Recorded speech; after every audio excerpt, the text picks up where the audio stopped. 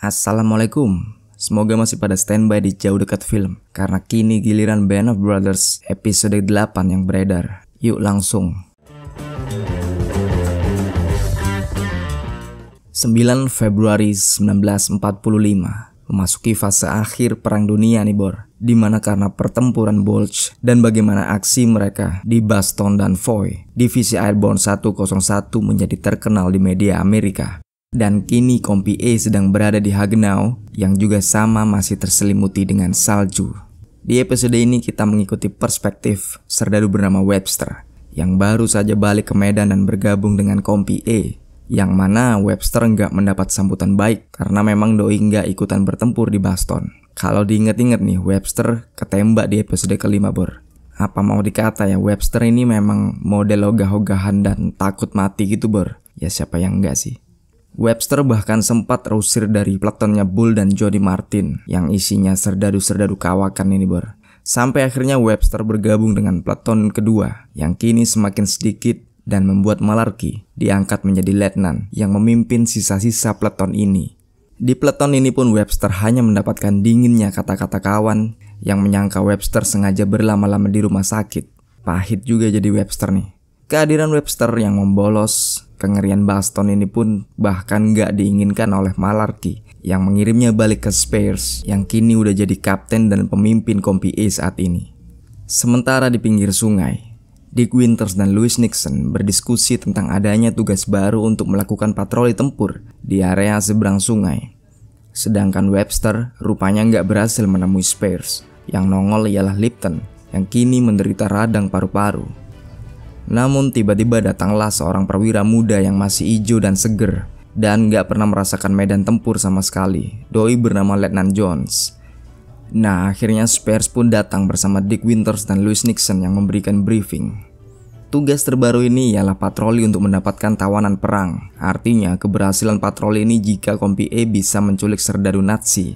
Spears diharuskan mengirim skuad berisi 15 tentara untuk menyeberang kali, menyelinap dan mempenetrasi sebuah gedung yang ditengarai berisi sekumpulan Nazi. Posisi Webster dan Letnan Jones pun sudah ditentukan. Mereka harus bergabung di peletonnya Malarkey yang isinya tentara-tentara yang udah bosan main bedil Bor.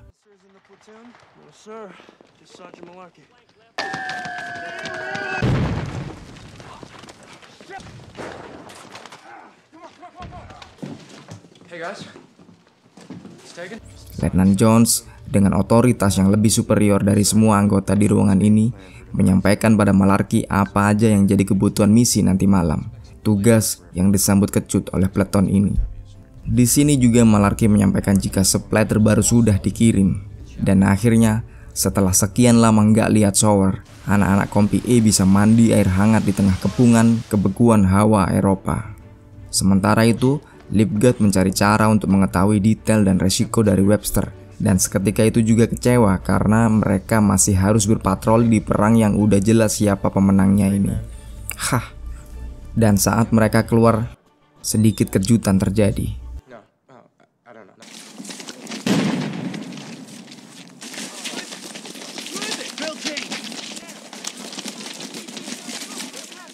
Ketika Doc Rowe datang, Bill Keane sudah tumpas kandas tanpa bekas. Salah seorang serdadu lulusan Camp Tokoa yang mati sia-sia di tengah jalan siang ini. Berikutnya, Lipton muncul dan menyampaikan sisa nama-nama yang harus berangkat patroli pada Malarkey yang sekali lagi kecut untuk mendengarnya. Di satu kesempatan, Letnan Jones yang masih cupu ini mendengar sedikit lobby dari Webster memutuskan berkonsultasi kepada Malarkey agar doi bisa menggantikannya melaksanakan operasi nanti malam. Malarkey di lain pihak menjadi super lega. Meski yang bisa memutuskan hal ini ialah para perwira tingginya. Akhirnya, letnan yang belum pernah kena ospek STM ini bertemu dengan Dick Winters dan Letnan Spears di pinggir kali. Doi meminta izin untuk menggantikan Malarkey. Meski Dick Winters gak setuju untuk membuatnya pemimpin patroli karena kecupuan akutnya ini, Dick sepakat jika Malarkey memang butuh istirahat dan menjanjikannya untuk membuka diskusi ini pada saat briefing tempur jam 5 sore. Maka jam 5 sore pula Dick Winters menjelaskan bahwa Johnny Martin lah yang akan menjadi pemimpin patroli menggantikan Malarkey. Cobb, Garcia. The rifle grenades in the first floor window. Get your assault team in quick. Okay, good, understood. You have to move fast, carefully. No, so don't blow them till you're back in the boats with your prisoners. Di luar dugaan, Webster yang udah dibenci sama rekan-rekannya ini terus mencoba untuk bolos patroli, berniat menjebloskan Lipgat karena sama-sama bisa menjadi translator bahasa. Tapi apesnya malah doi sendiri yang kepilih ber. Niat perang nggak sih ini anak?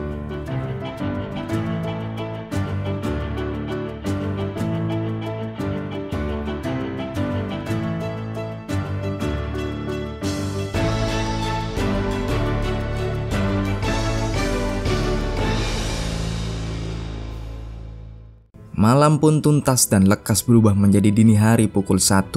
Flare menyala di seberang sungai. Hamparan salju dan pohon-pohon yang telanjang menunggu para serdadu dalam misinya menyeberang dengan perahu karet.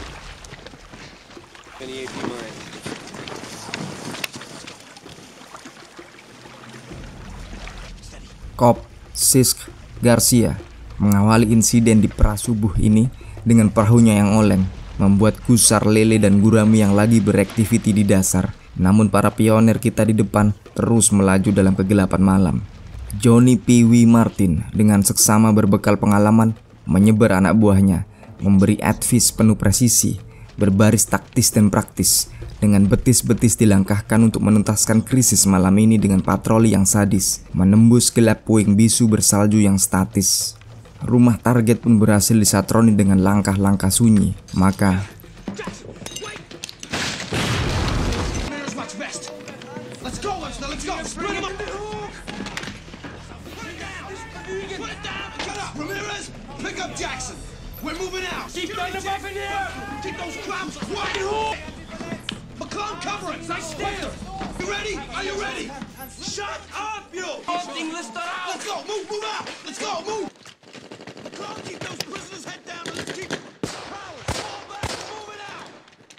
pukul lari bor, mundur teratur, peluru Nazi dan sekutu saling menegur. Dan ini giliran Letnan Kencur yang mengatur, membunyikan sempritan nyaring memberi tanda pada Lipgat yang segera menunjukkan taring senapan mesinnya, membelah malam yang anti hening.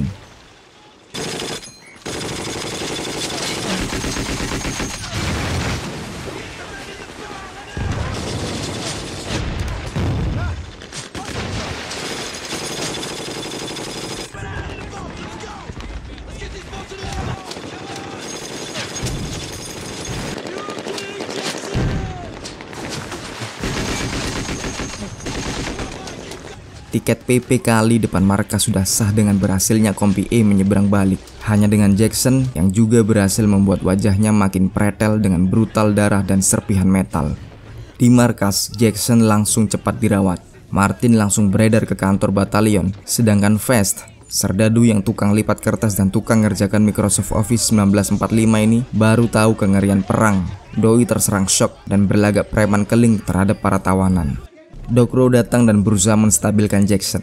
Namun Jackson yang junior yang terkena fragmen granat telur dan bukan pelor ini terus berontak, seakan maut memberinya teror, sampai akhirnya maut benar-benar membesuknya, membuat nyawanya disetor.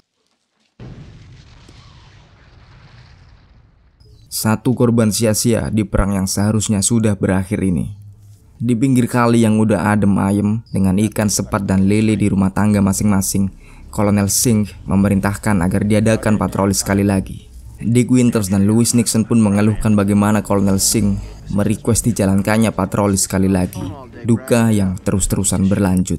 Situasi penuh kekecewaan juga terus berlanjut di para prajurit Kompi E yang sudah mendengar isu adanya patroli mematikan di jam sahur ini. Namun, di luar ekspektasi, Dick Winters memilih membuat laporan palsu demi melindungi anak buahnya. Doi nggak pingin ada salah satu Kompi E akrab-akraban sama malaikat Israel. Dan seketika ruangan menjadi lebih hidup dengan senyum muncul dari wajah Popeye, Beb Heffron, Ramirez, Alley, dan lain-lain. Besok paginya setelah laporan skandal selesai ditulis, Webster melihat bagaimana Letnan Jones naik pangkat menjadi Letnan 1 dan dikirim balik ke markas pusat demi kebaikannya sendiri. Sedangkan Carwood Lipton naik pangkat menjadi Letnan 2. Setelah ini semua, Louis Nixon dengan caranya sendiri memberitahu Dick Winters jika Doi telah naik pangkat menjadi mayor. Terus-terusan menyalip litingnya sendiri nih orang ber.